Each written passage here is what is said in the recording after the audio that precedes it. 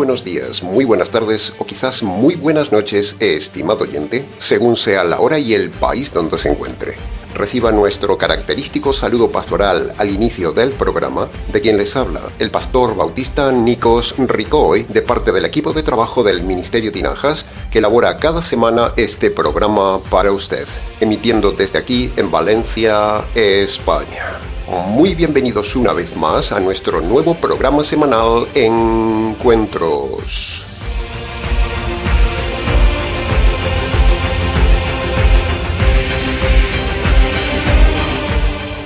Estamos ya, estimado oyente, en el programa número 23 de la serie de la primera carta de Pedro. Pero en el día de hoy haremos un programa un poco diferente. Antes de meternos en el estudio expositivo de la carta, tocaremos dos temas de actualidad. Y en la segunda parte del programa analizaremos el pasaje correspondiente al día de hoy. Primera de Pedro, capítulo 5, versículo 1.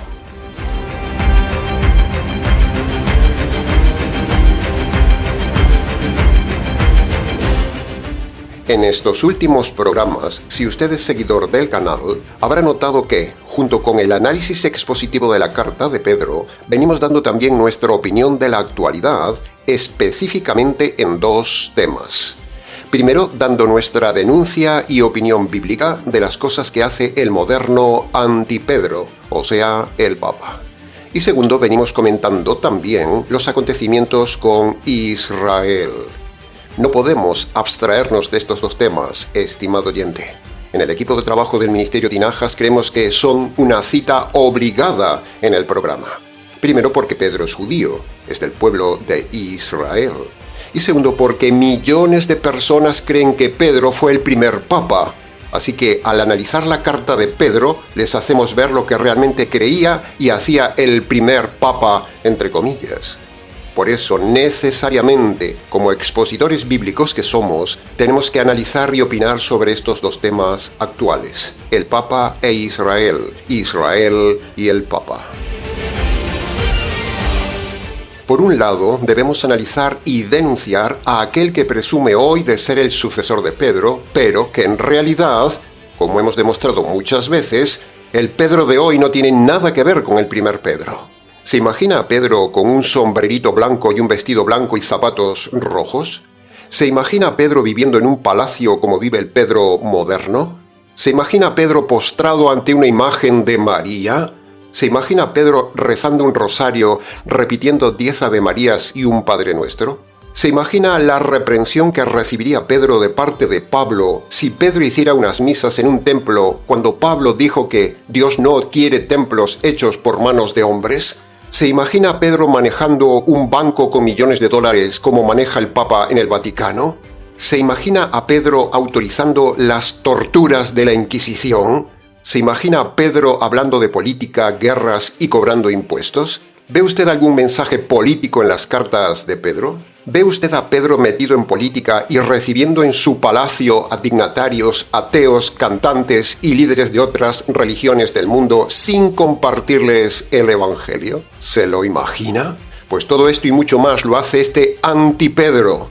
Por eso hemos decidido empezar esta serie de Pedro coincidiendo con el inicio de este Papa anti-Pedro para comparar entre un Pedro bíblico y un Pedro humano, entre un Pedro y un anti-Pedro. Para que la gente reflexione, para que la gente abra los ojos y para que la gente vaya a la Biblia a comparar.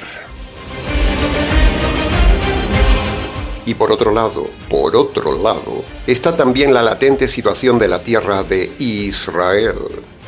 En el Ministerio Tinajas, todos los miembros del ministerio, todos estamos totalmente a favor de Israel. Nadie puede pertenecer al Ministerio Tinajas si está en contra de Israel. Israel es el pueblo de Dios y Palestina es la tierra de Dios.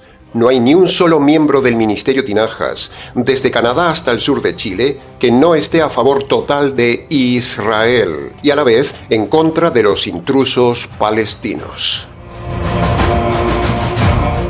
Cuando leemos Génesis capítulo 21, versículo 21, ahí se menciona que Ismael, el padre de los árabes, el hijo de Abraham, fue a habitar al desierto de Parán.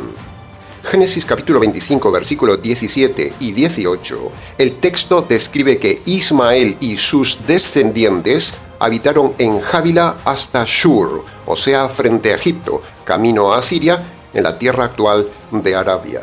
Investigue y documéntese sobre esto y verá que es así. Así que uniendo estos dos pasajes de Génesis tenemos que Dios mandó a Ismael, el padre de los árabes y de los palestinos, le mandó ir a vivir en Parán, en Javila y en Shur, y eso es muy lejos de Gaza. Está en el sureste de Egipto, frente a la tierra de Arabia, como dijimos antes. Estos textos demuestran contundentemente que Dios no mandó a los hijos de Ismael a vivir en Palestina. Los actuales palestinos se equivocaron de camino, se equivocaron de tierra, se equivocaron de lugar para vivir. No siguieron a su padre Ismael. Pero de toda esta ocupación palestina actual, tienen gran culpa los perversos británicos por meter en su día ahí a los árabes palestinos en lugar de enviarlos a Arabia, como dice la Biblia. Hipócritas ingleses, hipócritas británicos, muy religiosos, pero ignorantes de esta parte de la palabra de Dios. Esta es la realidad, estimado oyente. La culpa de esta ocupación palestina la tiene Gran Bretaña. Analicemos ahora por un momento otro pasaje que nadie analiza en este conflicto actual con Israel. Preste atención y síganos. Este argumento que le vamos a dar no se lo hemos copiado a nadie. Nosotros leemos y estudiamos la Biblia con cuidado como bereanos. Nosotros no le copiamos los argumentos a nadie. Nos copian a nosotros, pero nosotros no copiamos, nosotros estudiamos.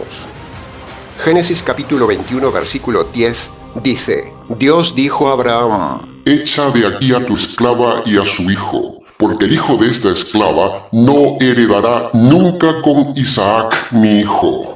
Y en el versículo 12 dijo Dios a Abraham: No te preocupes por echar al muchacho y a su madre de esta tierra. Y esta declaración tajante que nadie presta atención es muy importante. Se la dijo Dios a Abraham cuando estaba viviendo en Gerar. ¿Y sabe usted dónde está Gerar?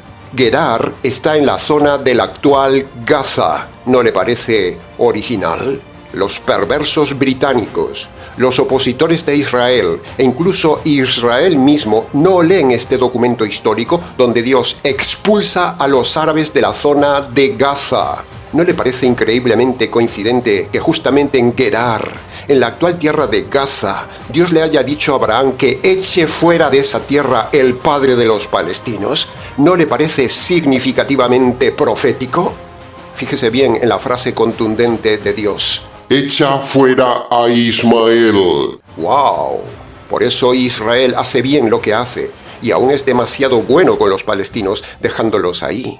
Incluso más, siendo estricto, yo diría que Israel está desobedeciendo a Dios porque su padre Abraham echó de Gaza a Ismael e Israel está permitiendo vivir ahí a los árabes palestinos en Gaza, con lo cual Israel está desobedeciendo la palabra de Dios. Por eso ahora están sufriendo. El texto nos dice de forma inferencial pero contundente que no pueden convivir juntos Ismael e Isaac. Así que Dios manda echar fuera de Palestina a Ismael y le deja esa tierra solo a Isaac. El texto dice: El hijo de la esclava no ha de heredar esta tierra. Y esa tierra se refiere a Gerar, o sea, la actual Gaza. Esta tierra no la ha de heredar con Isaac. Y para rematar la información, vemos que Génesis capítulo 26, versículo 3, versículo 6 y versículo 17 dice: Se apareció Yahvé a Isaac y le dijo: Quiero que habites en esta tierra. Yo estaré contigo y te bendeciré aquí, porque a ti y a tu descendencia daré todas estas tierras y confirmaré en ti el juramento que hice un día a Abraham tu padre.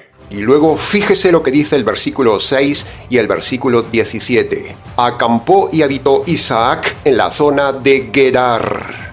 Gerar es el mismo lugar donde Dios le dijo a Abraham que echara a Ismael de allí.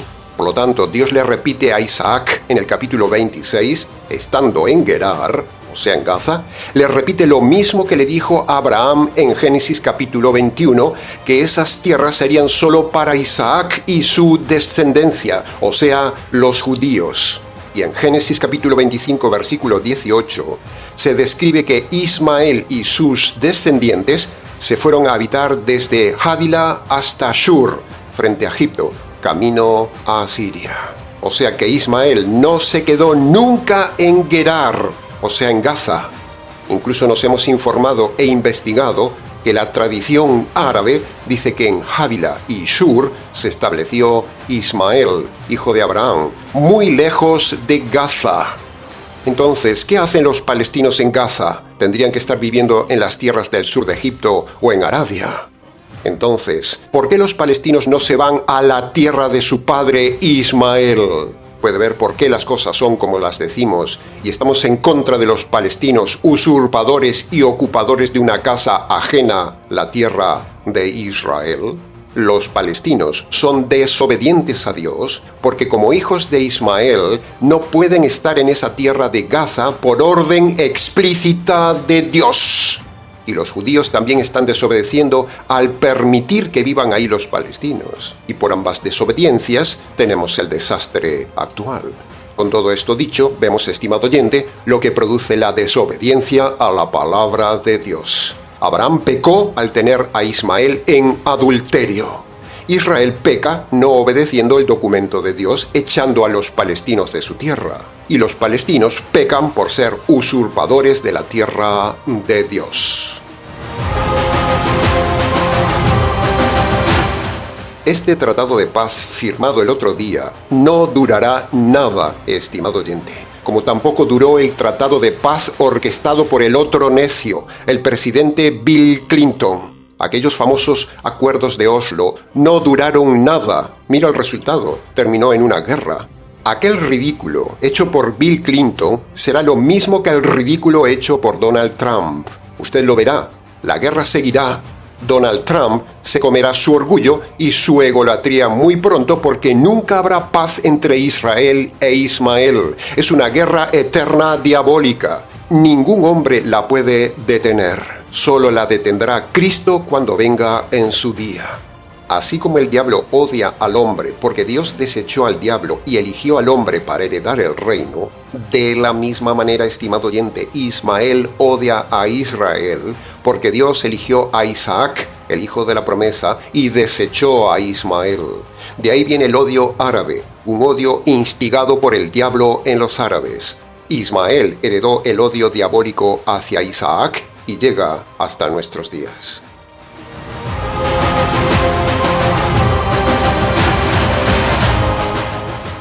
Desde 1949 ha habido al menos 17 intentos de paz que se rompieron siempre por atentados, muertes, ataques, incursiones e incumplimiento de lo prometido por parte de los palestinos.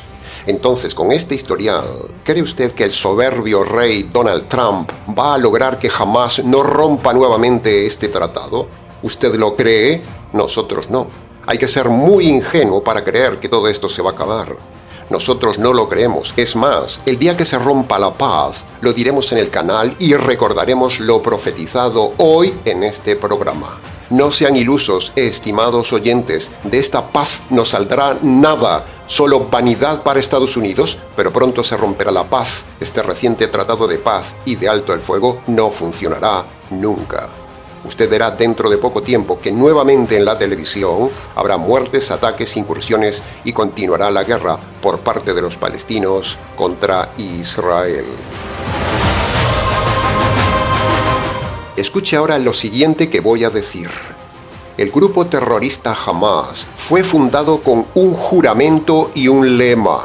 Su existencia, su creación fue para hacer eliminar a Israel. Así que si Hamas aún no fue eliminada, hay que ser muy ingenuo para creerse que este tratado de paz funcionará. Nunca funcionará, porque el grupo Hamas aún está vivo y activo. No ha destruido a Israel como es el deseo de ellos. Así que Hamas nunca podrá ir contra su juramento, destruir Israel. Si Hamás dejara ahora de lado su juramento de no destruir a Israel, sería el hazmerreír de los suyos y los árabes se burlarían de Hamás. Así que por orgullo simplemente se mantendrán quietos por un tiempo, pero luego Hamás volverá al ataque. Ellos aman la muerte. Para ellos la muerte es gloria. Así que acuérdese de lo que le digo en esta profecía. Este tratado no perdurará. El 10 de diciembre de 1987 se funda Hamás, el grupo terrorista creado solamente para destruir Israel. Y en los artículos básicos de la carta fundacional de Hamás que usted puede encontrar en internet, dice así. Artículo 1. Ahí se habla del rechazo absoluto a la existencia de Israel. Dice el texto, la lucha contra los sionistas es muy grande y muy grave. No hay solución para la cuestión palestina, excepto a través de la yihad armada y la destrucción total de Israel. Así que Hamás rechaza cualquier acuerdo político que implique la existencia del Estado de Israel. Por eso Hamás no cumplirá este tratado de paz. Hamás se saltará en cualquier momento este acuerdo de paz. Artículo 2. Se llama al grupo a la desaparición total de Israel y se pide la creación de un Estado islámico en toda Palestina. Renunciar a cualquier parte de Palestina se considera una traición al Islam. Imagínese qué palabras. Así que ¿cree usted que con estos artículos de la Constitución de Hamás los terroristas se van a quedar con los brazos cruzados? Artículo número 3. La Carta de Hamás declara que cuando el enemigo pisotea territorio musulmán, hay que emprender la yihad, es decir, la guerra santa. Y ellos creen que Palestina es territorio musulmán. Artículo número 4. El artículo número 4 incluye una cita del profeta Mahoma que dice: la hora del juicio no llegará hasta que los musulmanes luchen contra los judíos y los maten. Menudo pasaje. Y el artículo 5 de la Constitución de Hamás dice: Hamás se opone a cualquier tipo de negociación con Israel y considera que la lucha armada es la única vía legítima para liberar Palestina y derrotar a Israel. ¡Wow! ¿Se da cuenta que esta farsa diseñada por Donald Trump no valdrá para nada?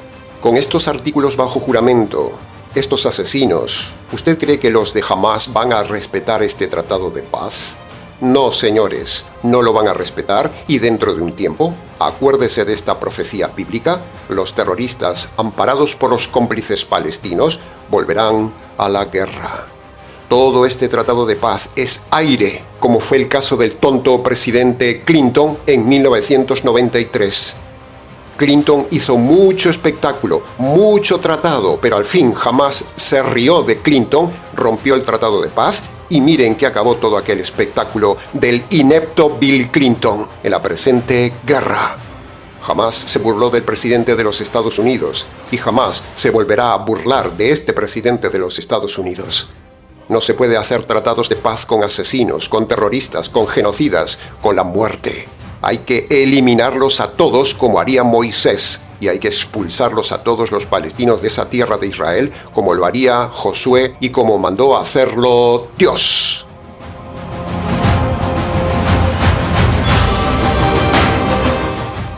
Bien, habiendo tocado estos importantes temas de actualidad bíblica y demostrado con documentos la realidad, entonces sigamos ahora con el estudio expositivo de la primera carta de Pedro. Capítulo 5, versículo 1. Como siempre, estudiaremos el tema de hoy de forma detallada para su mejor comprensión.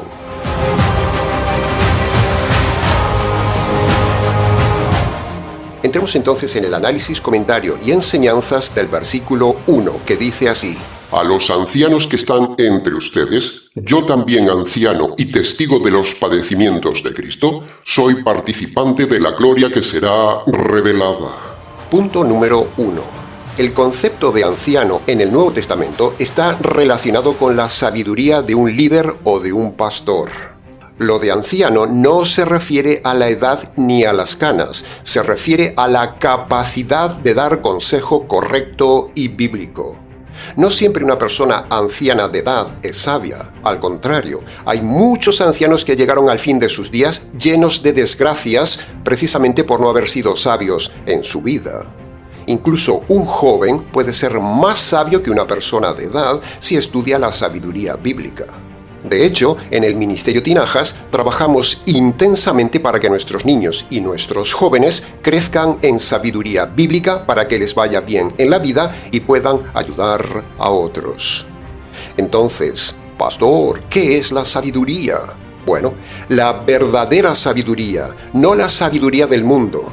La sabiduría bíblica es la suma de toda la doctrina correcta bíblica más los principios éticos y morales bíblicos. Se lo repito, la sabiduría bíblica es la suma de toda la doctrina correcta bíblica más los principios éticos y morales bíblicos.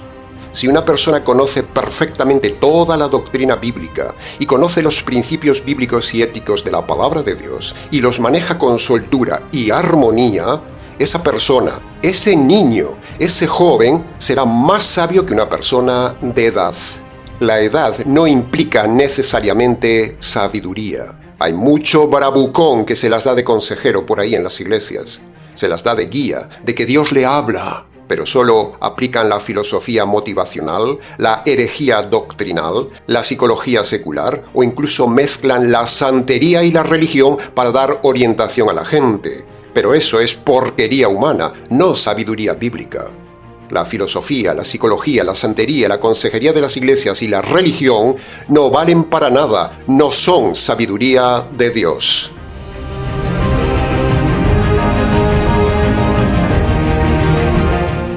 Punto número 2. Pedro, en el capítulo 1, versículo 1 de su carta, se llama apóstol. Y aquí, en el capítulo 5, versículo 1, se llama anciano. Solo 12 hombres sobre la faz de la tierra han tenido el privilegio único de ser llamados apóstoles. Y de esto ya hemos hablado en el capítulo 1, versículo 1. Hay mucho lobo que se autoproclama apóstol, pero por muchas vueltas que le dé para autodenominarse apóstol, ya hemos dicho que la Biblia dice que solo hay 12 apóstoles. El resto son lobos.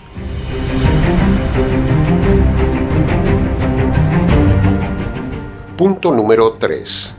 Pedro habla otra vez de los padecimientos de Cristo. Si usted es seguidor del programa, recordará que hemos hablado muy intensamente de este tema cuando estudiamos 1 de Pedro capítulo 4 versículo 13. Si usted nos escucha por primera vez, le remitimos a ese programa para que usted comprenda correctamente que Cristo nunca sufrió físicamente en su cuerpo, ni tampoco Cristo fue nunca al baño. Jesucristo era perfecto, por lo tanto nunca tuvo el dolor físico, ni nunca tuvo la maldición de ir al baño. Nada de esto lo vivió el Señor. Para preguntas del tema, escríbanos.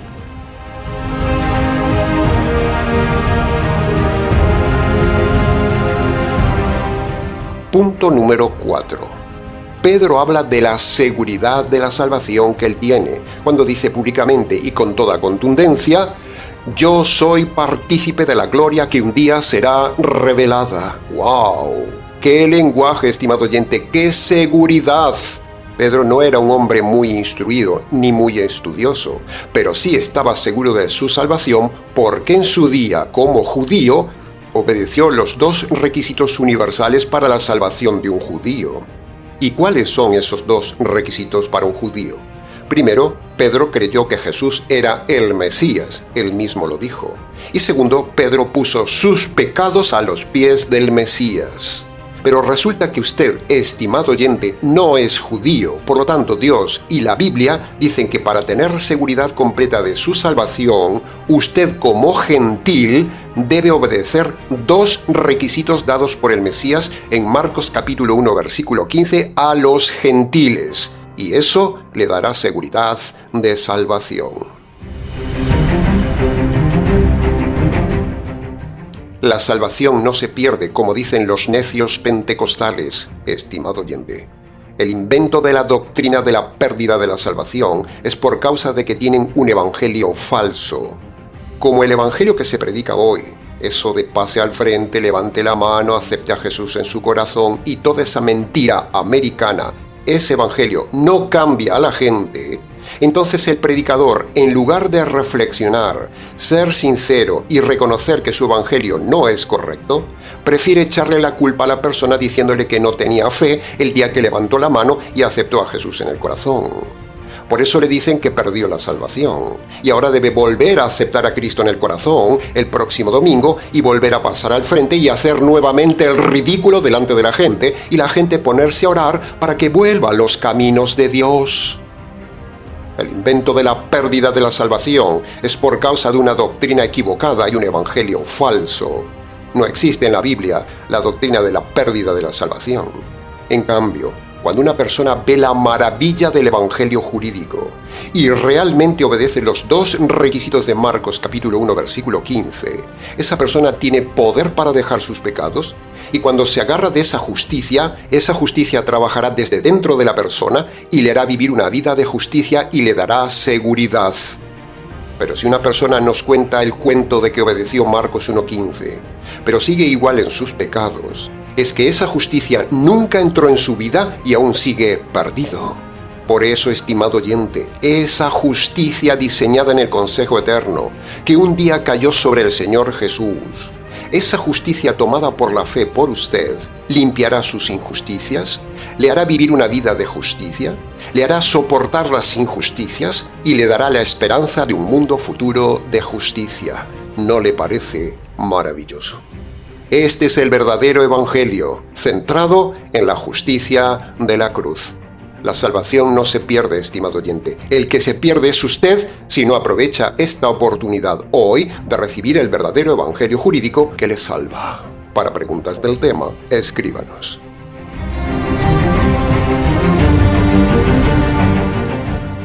Punto número 5. El pasaje se refiere también a la esperanza futura de la venida de Cristo y de un mundo maravilloso cuando Él sea revelado en su gloria.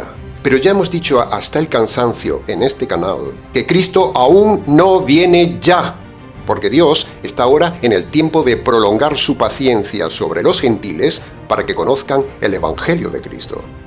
Cristo no vendrá aún ni en muchísimas décadas, porque estamos en el tiempo de la difusión del Evangelio. Por lo tanto, no le crea a estos falsos pastores que le dicen que Cristo viene ya. ¡Cristo no viene ya! Las sectas llevan más de 100 años diciendo que Cristo viene y no vino. Esa es una bofetada para ellos. ¿No le parece que algo no encaja cuando insisten que Cristo viene y no vino? ¿No es una vergüenza profetizar algo y que luego no se cumpla? ¿No le parece absurdo que su iglesia falle en esto y usted siga estando aún en esa iglesia que le ha mentido? Así es la gente, necia, vulgar. Y los líderes lo saben, por eso son unos vividores y unos farsantes aprovechándose de los borregos. Señoras y señores, ni Cristo viene hoy ni vendrá mañana ni en docenas de años. Estamos en el tiempo de la preciosa paciencia de Dios, así que aproveche la paciencia de Dios para convertirse al Señor por medio de la obediencia de Marcos capítulo 1 versículo 15. Punto.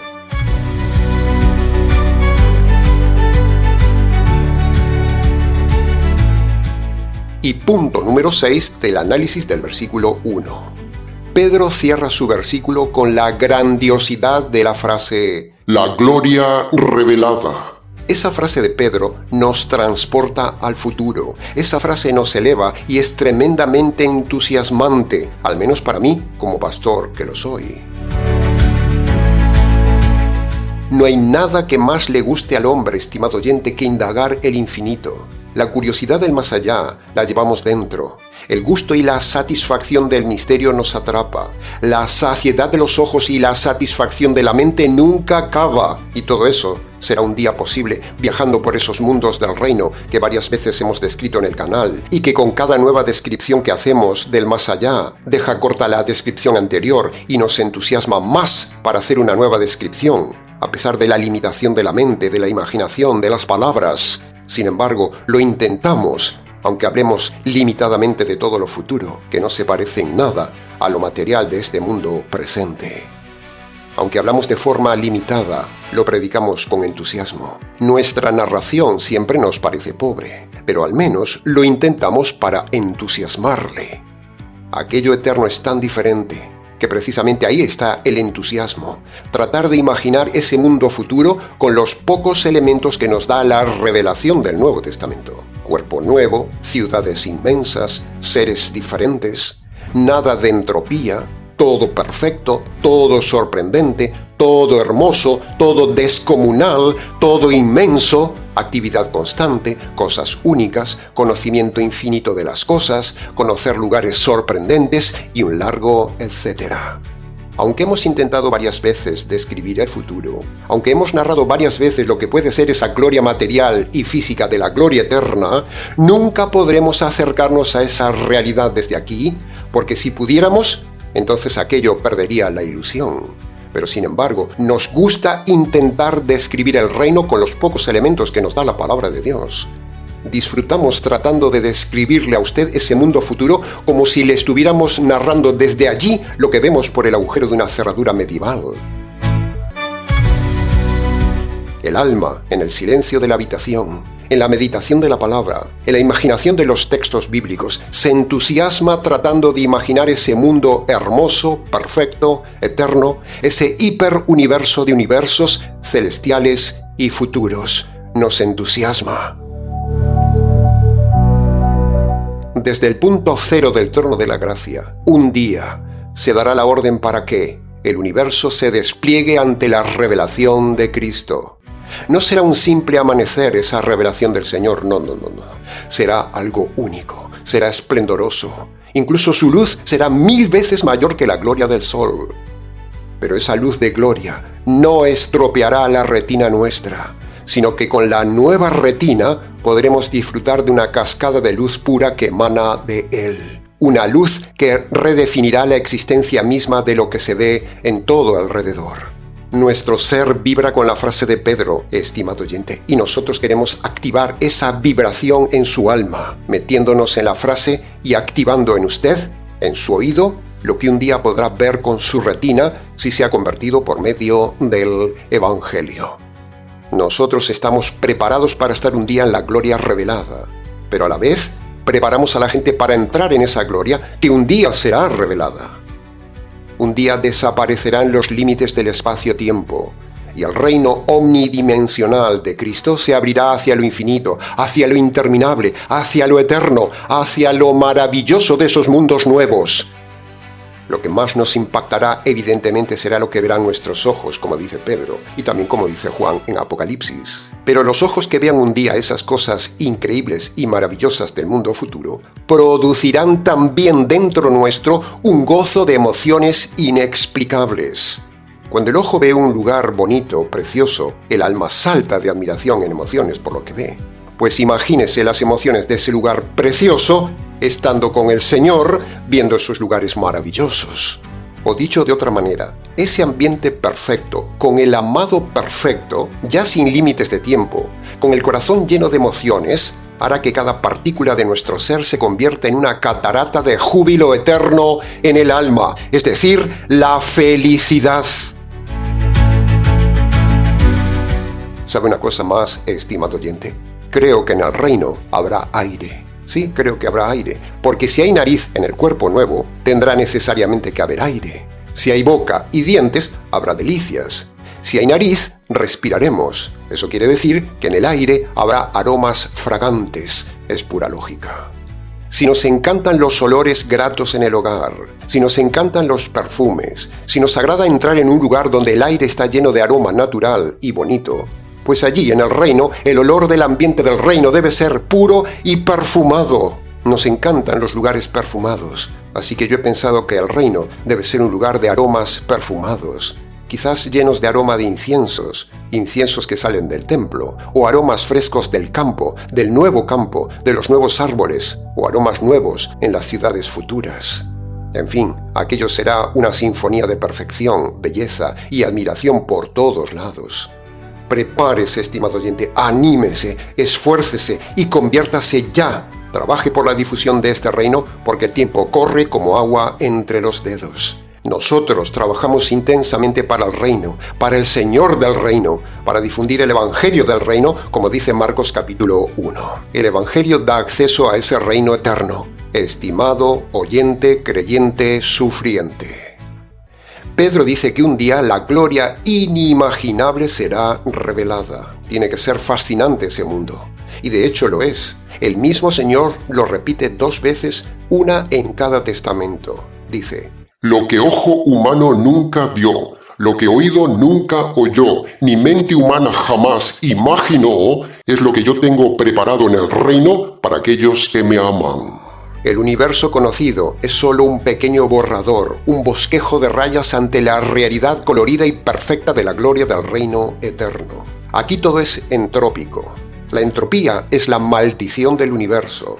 Pero en el reino no habrá entropía. Las cosas no se envejecerán, no se gastarán, no se pudrirán, no aburrirán. En el mundo eterno nada se rompe. Un avión en el reino de los cielos es un caracol comparado con el movimiento del reino. Y para movernos en ese mundo material, el Señor nos dará un cuerpo material como el suyo para poder acompañarlo a todos los rincones del reino de los cielos. Cristo fue delante con un cuerpo físico y perfecto, y un día los convertidos por medio del Evangelio tendremos también un cuerpo físico nuevo, con poderes, con capacidades, sin limitaciones, cuando el Señor se lleve a la iglesia de la tierra. Observar un día todo lo celestial ante nuestros ojos será un espectáculo de hiperadmiración, un asombro de ingeniería majestuosa de dimensiones descomunales como las que vemos en la Nueva Jerusalén, una ciudad de 2000 kilómetros de alto. ¿Se lo imagina? Así son las dimensiones del reino que eclipsan cualquier película de ficción. La gloria del reino, del Dios de la gloria, del Señor de la gloria, es una gloria inmerecida. No se olvide de esto. Pero un día llegará, será revelada y será dada a los convertidos por medio del Evangelio. El tiempo ya no existirá, el reloj no existirá, todo será un presente hermoso sin cansancio. Como podremos tener la capacidad de volar, queremos entusiasmar a los niños que nos escuchan, porque podrán hacer piruetas en el aire sin peligro y podrán volar como los ángeles, volar como el Señor voló de la tierra al cielo. Tampoco habrá baño. Sí, ha oído bien y repetimos esto muchas veces. La maldición del baño no existirá en el reino. Todo esto que estamos describiendo pobremente es lo que han deseado las civilizaciones humanas por siempre: ser una raza de hombres corporales perfectos en un mundo material incomparable de felicidad, donde la vida es un gozo sin fin y donde Cristo, el Creador, el Ser absoluto, el Señor del reino, el Señor del Evangelio, será el Señor de todo ese reino. Hay otro mundo detrás del telón de esta vida, estimado oyente. Hay otro mundo esperando. Habrá felicidad y perfección infinita en aquel reino. Por eso hemos insistido tantos minutos en este programa para animarle a que venga con nosotros a ese reino. Con estas pocas palabras tomadas de la frase de Pedro, hemos querido catapultarnos y entusiasmarle para que venga con nosotros al reino. La gloria que un día será revelada, como decía Pedro, pero solo será para los convertidos por medio del Evangelio. Ahora, para que usted pueda ser perdonado de los pecados cometidos en esta vida, para que usted no vaya a los sufrimientos eternos y para que usted pueda entrar en la gloria material del reino eterno, usted debe obedecer los 2 requisitos que el Señor del reino pone en Marcos capítulo 1 versículo 15 para entrar. Primero, usted tiene que humillarse ante Dios. Si no se humilla usted en la tierra, Dios lo humillará a usted por toda la eternidad. Así que calcule qué es mejor, humillarse o que Dios le humille. Pues la respuesta es evidente. Así que el primer requisito para entrar al reino es reconocer de forma concreta sus pecados pasados ante Dios y abandonarlos. Esa humillación, la Biblia lo llama arrepentimiento. Segundo, usted tiene que honrar a Dios entendiendo la obra de la cruz. Si usted no entiende la obra jurídica de la cruz, usted no la tomará para sí y por lo tanto se perderá en el fuego eterno. Así que le recomendamos, estimado oyente, que practique H más H, humillación y honra. Humillación por medio del arrepentimiento y honra por medio de creer el Evangelio del Señor. La justicia de sus pecados caída sobre el Señor Jesús. Amén. Aleluya.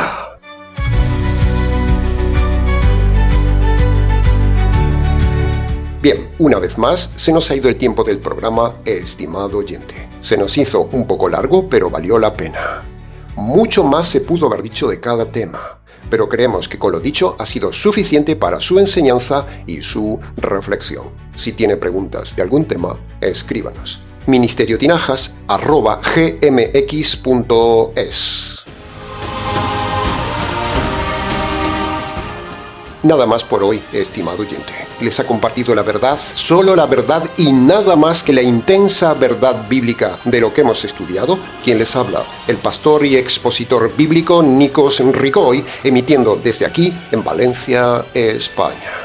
Será entonces con el gusto de siempre, hasta el próximo mensaje, aquí en nuestro habitual programa semanal Encuentros.